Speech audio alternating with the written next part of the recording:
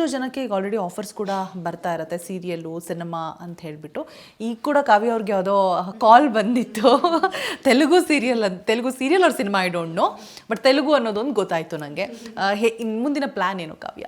ಗೊತ್ತಿಲ್ಲ ನನಗೂ. ಅಂದರೆ ಸದ್ಯಕ್ಕೆ ಸ್ವಲ್ಪ ಪಾಸ್ ಮಾಡಿದ್ದೀನಿ, ಸ್ವಲ್ಪ ಲೆಟ್ ಮೀ ಬ್ರೀದ್, ಸ್ವಲ್ಪ ಉಸಿರಾಡಿ ಡಿಸಿಷನ್ ತೊಗೊಳ್ತೀನಿ. ಬಟ್ ಆದಷ್ಟು ಬೇಗ ಒಂದೊಳ್ಳೆ ಪ್ರಾಜೆಕ್ಟ್ ಮಾಡ್ತೀನಿ.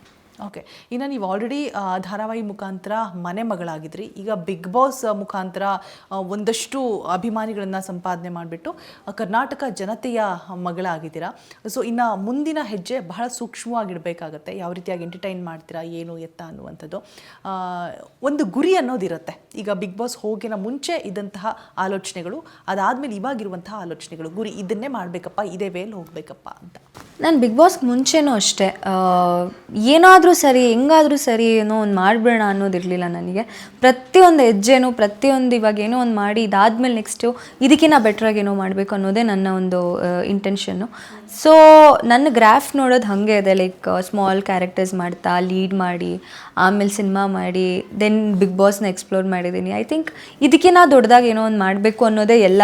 ಅಂದರೆ ಇರುತ್ತಲ್ವಾ ಲೈಫಲ್ಲಿ, ಇವಾಗೇನೋ ಮಾಡಿ ಇದಕ್ಕಿಂತ ದೊಡ್ಡದಾಗೇನೋ ಮಾಡಬೇಕು, ನನ್ನ ಗ್ರಾಫ್ ಹೋಗಬೇಕು ಮೇಲೆ ಅಂತ.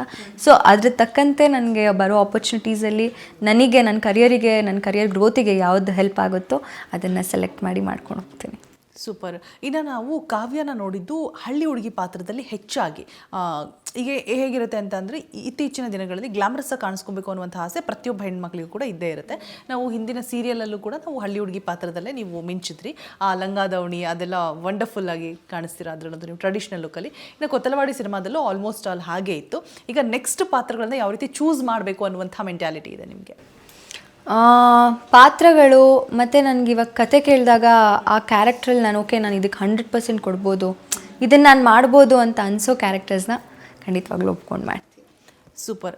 ಇವಾಗ ಸುಮ್ಮನೆ ನಾನು ಒಂದು ಏನಂತ ಹೇಳಿದ್ರೆ ಅಸಂಪ್ಷನ್ಸ್ ಅಂತಲೇ ತಿಳ್ಕೊಳ್ಳಿ. ಫಾರ್ ಎಕ್ಸಾಂಪಲ್ ಯಾವುದೋ ಒಂದು ಸಿನಿಮಾ ಬರುತ್ತೆ, ಸಿನಿಮಾದಲ್ಲಿ ನೀವೇ ಹೀರೋಯಿನ್ ಆಗಿರ್ತೀರ, ಗಿಲ್ಲಿನೇ ಹೀರೋ ಆಗಿರ್ತಾರೆ ಅಂತ ಅಂದರೆ ಒಪ್ಕೋತೀರಾ ಸಿನಿಮಾನ? ಖಂಡಿತ ಒಪ್ಕೋತೀನಿ. ಕತೆ ನನಗೆ ಆ ಕ್ಯಾರೆಕ್ಟರ್ನ ನಾನು ಪ್ಲೇ ಮಾಡಿ ನಾನು 100% ಅದಕ್ಕೆ ಕೊಡ್ಬೋದು, ಆ ಕ್ಯಾರೆಕ್ಟರ್ಗೆ ನಾನು ಜಸ್ಟಿಫೈ ಮಾಡ್ಬೋದು ಅಂದರೆ ಖಂಡಿತ ಒಪ್ಕೊಳ್ತೀನಿ.